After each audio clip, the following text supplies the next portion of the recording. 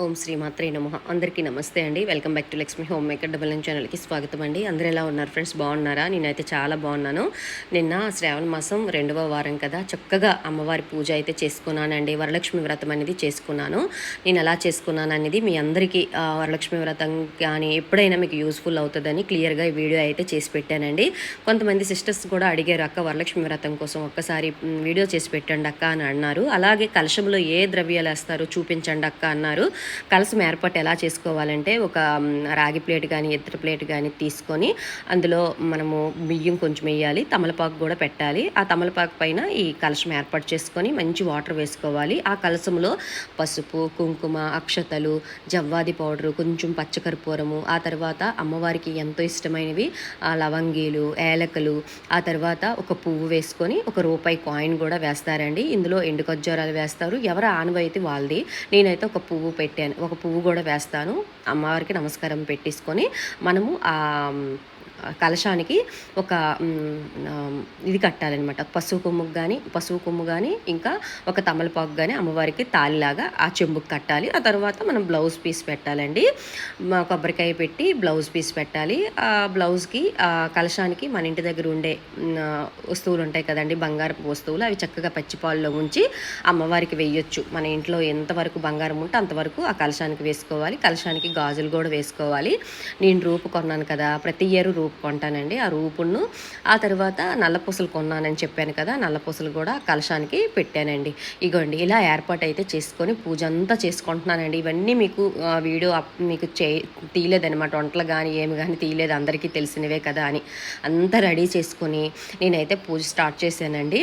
అయితే వరలక్ష్మి వ్రతం పూజ అనేది నేను శ్రీకాకుళంలో ఉండేటప్పుడు మార్నింగే చేసేదాన్నండి. హైదరాబాద్ వచ్చిన తర్వాత ఈవినింగ్ పెట్టుకున్నానండి. అమ్మవారి చారుమతి కథలో కూడా ఈవినింగే సాయంత్రం సమయంలోని పూజ చేయాలని ఉంది. నాకు అలాగే కుదురుతుందండి. హైదరాబాద్ వచ్చిన తర్వాత ఈవినింగే పూజ అయితే చేసుకుంటున్నానండి. తొలి మార్నింగ్ చేసేదాన్ని అనమాట. ఇగోండి స్వామివారి దగ్గర అన్నీ దగ్గర పెట్టుకోవాలన్నమాట. పదే పదే లెగవకూడదు. మీకు ఎన్నో వీడియోస్లో కూడా చెప్పాను. ఒక పూజ కానీ వ్రతం కానీ చేసేటప్పుడు మాత్రము అన్నీ మనకి దొరికినట్టుగా అన్నీ మన పక్కనే పెట్టుకొని పూజ చేసుకోవాలన్నమాట. చేసుకుంటేనే మనకి ప్రశాంతంగా ఉంటుంది. మనకి ఏది లేదు అని మన మనసులో లేకపోయినా సరే భక్తి శ్రద్ధలతో, అంటే ఏదైనా మర్చిపోయామనుకో అదే పదే పదే అయ్యో మర్చిపోయామని పదే పదే గుర్తు చేసుకోకుండా అమ్మవారికి ఒక నమస్కారం చేసుకొని భక్తి శ్రద్ధలతో అమ్మవారికి పూజించండి. ఆ రోజు ఎన్ని మంత్రాలు ఎన్ని స్తోత్రాలు చదివితే అంత మంచిదనమాట. ఇక్కడ నేనైతే చక్కగా ఆడియో పెట్టుకున్నానండి. నండూరు శ్రీనివాస్ గారు వాళ్ళ పాప వరలక్ష్మి వ్రతం ఆడియో ఉందండి. నేను గత 3-4 సంవత్సరాల నుండి ఆ పాపదే నేను ఆడియో పెట్టుకొని చదువుకుంటున్నాను, అంటే పూజ అయితే చేసుకుంటున్నాను అనమాట. అంటే గణపతికి సోడ ఉపచారాలతో, ఆ తర్వాత కలశానికి ఆవాహయం చేయాలి, ఆ తర్వాత అమ్మవారికి ఆవాహయం చేయాలి. ఇవన్నీ వాళ్ళు చక్కగా చెప్తారు. తోర గ్రంథి పూజ ఉంటుంది కదా, అవన్నీ నేను చేసేసిన తర్వాత, వాళ్ళు చెప్పినట్టుగా చేసేసిన తర్వాత నేను అమ్మవారికి అష్టలక్ష్మి అష్టోత్తరాలు, ఆ తర్వాత మనకి ఎంత టైం ఉంటే అన్నీ చదువుకోవచ్చు. కథ కూడా నేను బుక్లో నుంచే చదువుకుంటున్నాను అనమాట. ఓన్లీ వాళ్ళవి ఉపచారాలతో పూజ మాత్రమే భక్తి శ్రద్ధలతో చక్కగా ఆడియో పెట్టుకొని నీట్గా చేసుకుంటాను అనమాట. ఈ విధంగా చేసుకుంటున్నానండి. మీ అందరికీ చూపిస్తున్నాను. ఇలా చేసుకున్నాను అనమాట. అమ్మవారికి 5 రకాల వంటలు చేసుకున్నానండి. పులిహోర పెట్టాను, దద్దోజనం, శలగలు, ఆ తర్వాత పూర్ణాలు పెట్టాను, గారెలు పెట్టానండి. అమ్మవారికి పానకం, వడపప్పు. మీకు చెప్పాను కదా, కలశానికే నేను పూజ చేసుకోవాలన్నమాట. నేను అలంకరణ కోసం మాత్రము ఒక అమ్మవారికి రెడీ చేస్తానన్నమాట. కొంచెం జాకెట్ పీస్తో అమ్మవారికి నాకు వచ్చినట్టుగా నేను అలంకరణ చేసుకున్నానండి. ఆ తర్వాత ఇక్కడ 2 దీపాలు పెట్టుకున్నాను. అమ్మవారికి కామాక్షి దీపం కూడా రోజంతా వెలిగినట్టుగా పెట్టుకున్నానండి. ఇది ఇంకా నాకు ఇప్పుడు నేను మీతో నెక్స్ట్ రోజు నేను డబ్బింగ్ చెప్తున్నాను, సాటర్డే మీకు డబ్బింగ్ చెప్తున్నాను, అంతవరకు అది వెలుగుతూనే ఉందన్నమాట. అలాగే మనము ఏర్పాటు చేసుకుంటే చాలా మంచిది. రోజంతా అమ్మవారికి మన ఇంట్లో ఉన్నట్టుగా మనం ఫీల్ అవ్వాలన్నమాట. ఆ తర్వాత నేను ఇక్కడ కామాక్షి దీపం పెట్టుకున్నాను. 2 దీపాలు అటు ఇటు పెట్టుకున్నానండి. చక్కగా ఫ్రూట్స్ మీకు వీలున్నంత వరకు ఫ్రూట్స్ తెచ్చుకొని పూజ చేసుకోండి. భక్తి శ్రద్ధలు ముఖ్యమండి. నేను చాలా వీడియోస్లో చెప్తాను, వాళ్ళు ఏదో చేశారు మేము అలాగే చెయ్యాలి అనే మాత్రం మీరు ఆలోచించొద్దు. మనకి దేవుడు ఎంత ప్రాప్తి ఇస్తే అంతే మనం చెయ్యాలి. వాళ్ళు ఏదో చేశారు మేము కూడా అదే చెయ్యాలని మాత్రం ఎప్పుడు మీరు అలా చేయొద్దు ఫ్రెండ్స్, ఓకేనా. ఇగోండి స్వామివారికి ధూపం దీపం నైవేద్యం అన్నీ ముందుగా మనము ఏ పూజ చేసినా సరే గణేష్కి మనం పూజ చేయాలి కదా. అందుకే ఆ పిల్లలు చదువుతుంటే నేను చూడ ఉపచారాలతో చక్కగా పూజ అయితే గణేష్కి చేసుకుంటున్నాను నాయన, ఎటువంటి విఘ్నాలు లేకుండా ఈ పూజ ఫలితం నాకు వచ్చినట్టుగా చూడు నాయన అనుకొని ముందుగా గణపతికి చూడ ఉపచారాలతో 16 ఉపచారాలతో గణపతికి అయితే పూజ అయితే చేశాను. గణపతికి పూజ అయిపోయిన తర్వాత అమ్మవారికి పూజ అయితే చేస్తామన్నమాట. అమ్మవారికి అన్నీ 16 ఉపచారాలతో అమ్మవారికి పూజ అయితే చెయ్యాలి. ఇగోండి మీకు చూపిస్తున్నాను, పులిహోర అవన్నీ చేశానండి. నిన్నటి నుంచి అస్సలు రెస్ట్ లేదు ఫ్రెండ్స్, అందుకే నేను మీకు నిన్న ఒక వీడియో కూడా అప్లోడ్ చేయలేదు, కొంచెం నాకు బిజీ అయిపోయాను. అందుకే మార్నింగ్ కూడా నేను మళ్ళీ నాకు వెంకటేశ్వర స్వామి పూజ కూడా ఉంది కదా, అందుకోసం నేను మార్నింగ్ అయితే మీకు అప్లోడ్ చేస్తున్నాను అనమాట. సాటర్డే మార్నింగ్ అయితే ఇది అప్లోడ్ వీడియో అంటే నేను డబ్బింగ్ చెప్పుకొని మీకు అప్లోడ్ చేస్తున్నాను అనమాట. అయితే నేను సాటర్డే పూజ అంటే ఉంది కదండి నాకు 7 శనివారాల వ్రతం పూజ.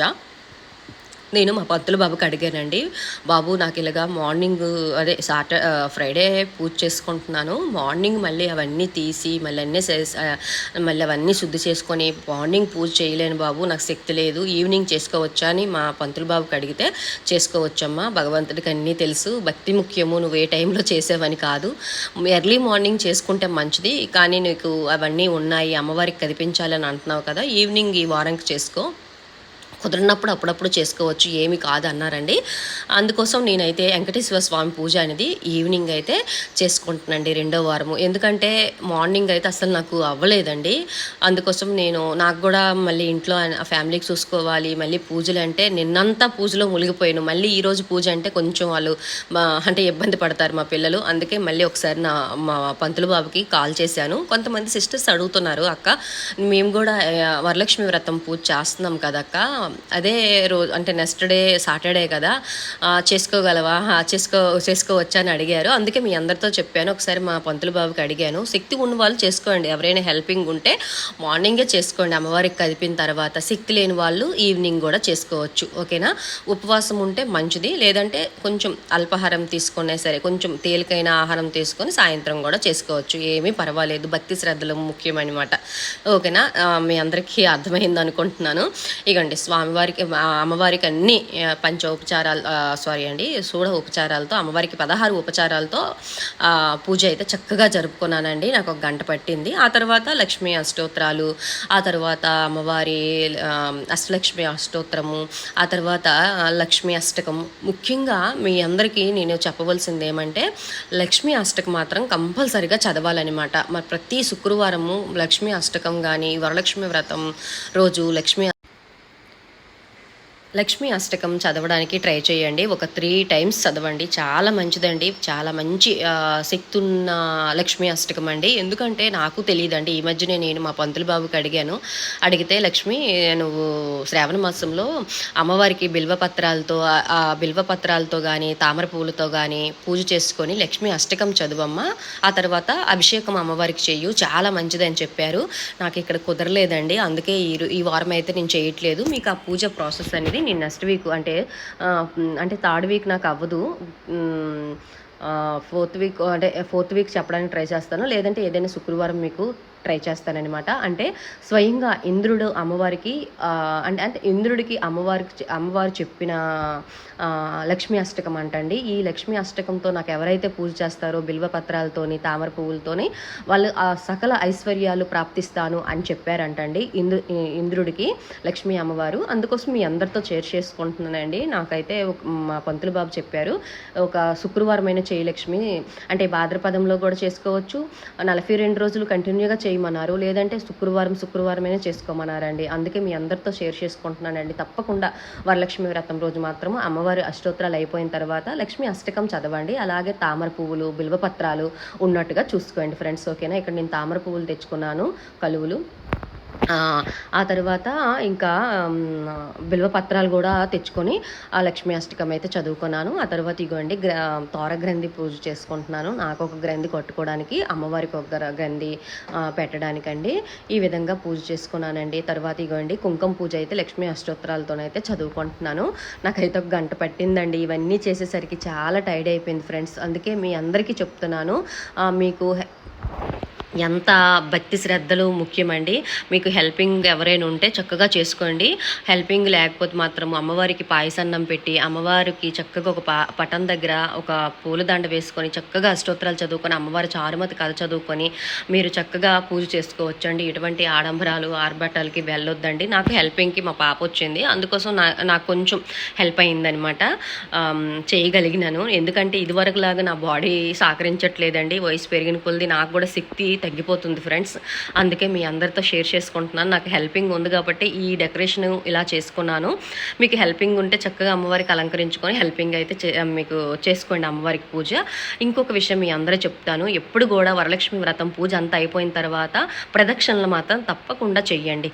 చాలామంది చెయ్యరనమాట ప్రదక్షిణలు. ఎందుకంటే కరెక్ట్గా ఆ చారుమతి కథలో ప్రదక్షిణలు చేయమని ఉందనమాట. వాళ్ళు అందరూ మనకి ముత్తైదులందరూ ప్రదక్షిణలు చేయగానే వాళ్ళకి మొత్తం బంగారంతో ఆ అమ్మవారు ప్రసాదిస్తుందనమాట. బంగారం గాజులు చెవులోకి, మెడలోకి, అంటే ఒకటో ప్రదక్షిణ చేయగానే ఆ బంగారపు వజ్ర వైడర్యాలతో వాళ్ళ నగలు తయారైపోతామన్నమాట. ఆ కథలో స్టోరీ ఉంటుందన్నమాట. అందరికీ తెలిసి ఉంటుంది. అందుకోసం మీకు చెప్తున్నాను అనమాట. పూజ అంతా అయిపోయిన తర్వాత అమ్మవారి కొబ్బరికాయ సమర్పించిన తర్వాత తప్పకుండా 3 ప్రదక్షిణలు చేయండి అమ్మవారికి, ఓకేనా? ఆ తర్వాత మన ఇంటికి చక్కగా ముత్తైదులకి పిలిచి చక్కగా తాంబూలం పెట్టండి. తప్పకుండా ఒక పెద్ద ముత్తైదులకి అయితే తప్పకుండా పిలవండి. అలా పిలిచి వాళ్ళ దగ్గర నుంచి ఆశీర్వాదం చేసుకుంటే చాలా మంచిదనమాట. ఇగోండి ఇక్కడైతే మా ఫస్ట్ ఫ్లోర్ ఆంటీ అయితే వచ్చారు. చక్కగా అయితే పూజ చేసుకున్నానండి. చేసేసుకున్న తర్వాత ఈ ఆంటీకి అయితే నేను తాంబూలం అయితే పెట్టాను. అందరూ ఒకసారి రాలేదండి మీ అందరికీ చూపించడానికి, ఎందుకంటే ఎవరి పనులు వాళ్ళు ఉంటారు. అలాగే ఈ సంవత్సరము సెకండ్ వీక్ చాలామంది చేసేసుకున్నారండి. నాకు తెలిసిన వాళ్ళు చాలామంది ఈ వీకే చేసుకున్నారనమాట.